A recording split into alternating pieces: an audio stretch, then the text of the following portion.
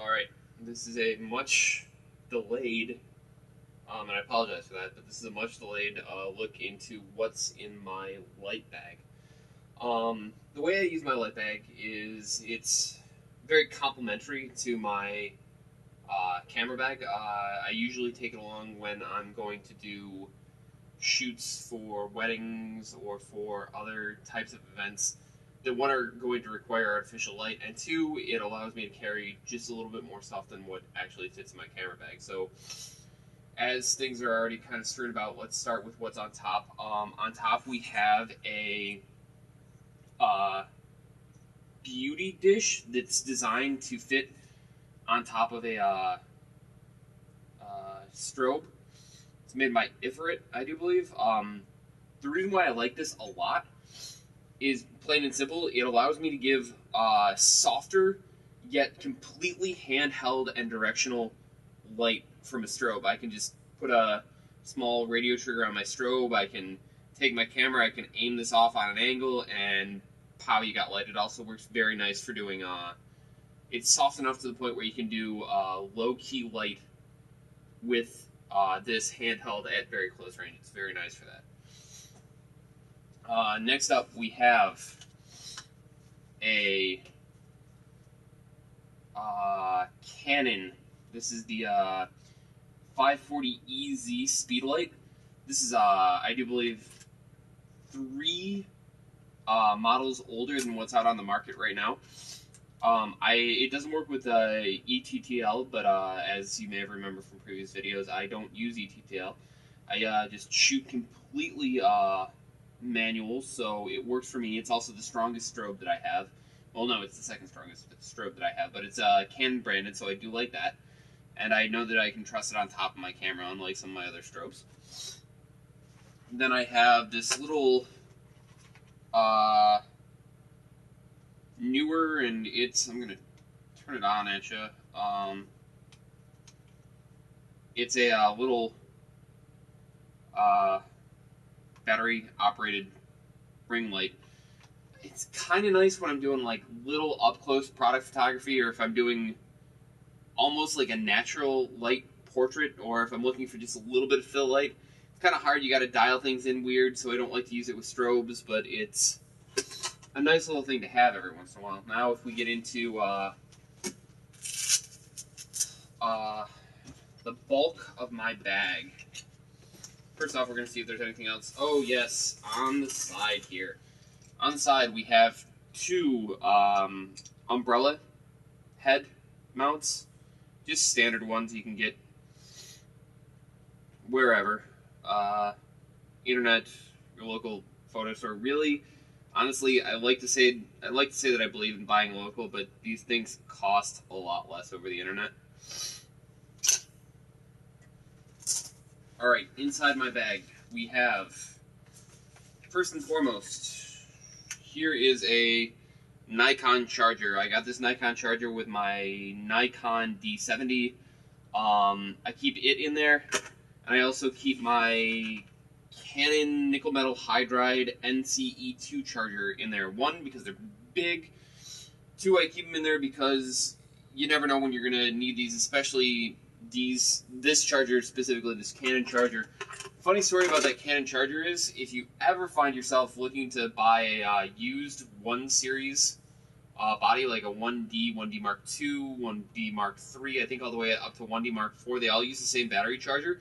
And because the battery charger is almost an up-to-date piece of equipment, if you don't get the battery charger with the camera, the battery charger costs $300. So make sure you get one of those used when you buy your camera. Alright, here we have a $15. This should be a Sears flash. It's a great little flash. It's got a built-in PC cord, which means that when I use it, I can use it independent of a hot shoe. I don't have to worry about my hot shoe being volted for the wrong voltage and frying my camera or anything like that. I like it because it's simple.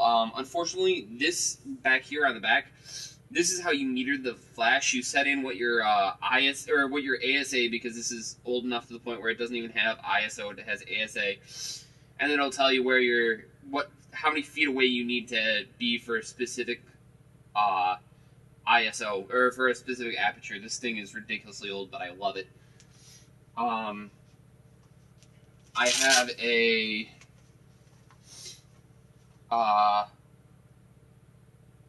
Interfit flash meter in my bag. I don't always use a flash meter, but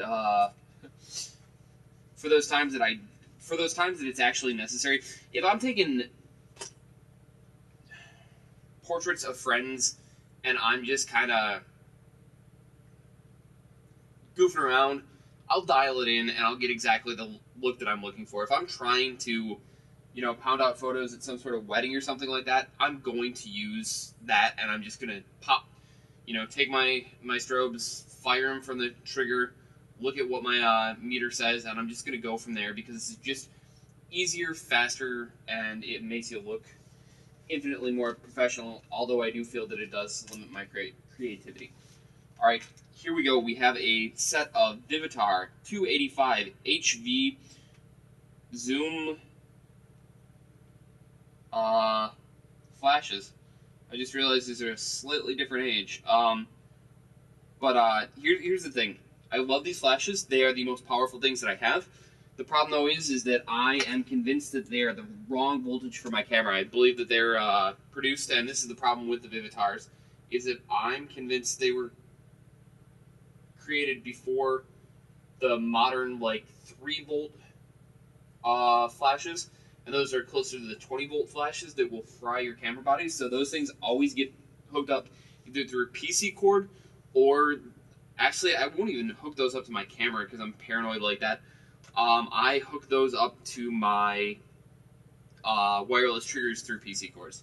And then finally we have a little Nissan. I think this is the 466, and this one's set up for Nikon. I have two for Canon, one for Nikon. I only have one Nikon one because I do have a Nikon camera. I have a Nikon camera because it has a leaf shutter as opposed to a dual plane shutter. I like it because I can get higher sync speed. There's one final note I want to go into. When we were going through my light bag, I explained all my flashes. What I didn't explain was the light modifiers that I have, and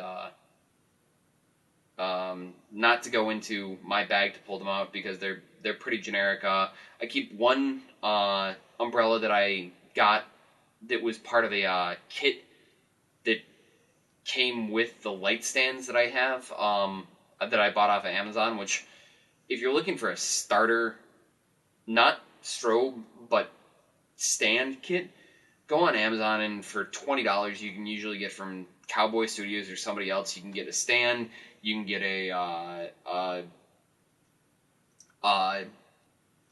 umbrella adapter, and you can get a umbrella.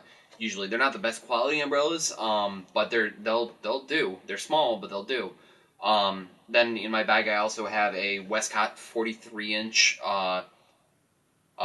collapsible umbrella that collapses down to nothing, and it's got it can be used as a shoot through or reflective. It's a great umbrella. I have that, and then I also have the Westcott Apollo mini softbox. I like a larger one, but the mini one does just fine. And remember, the rule of thumb with softboxes are, the smaller they are, the closer they have to be to the subject in order to get them to work well. If you're looking at the Apollo mini softbox, your softbox is going to want to be about a foot off of your subject's shoulder to give it a truly soft light out of there. You can use it from further away and boost up your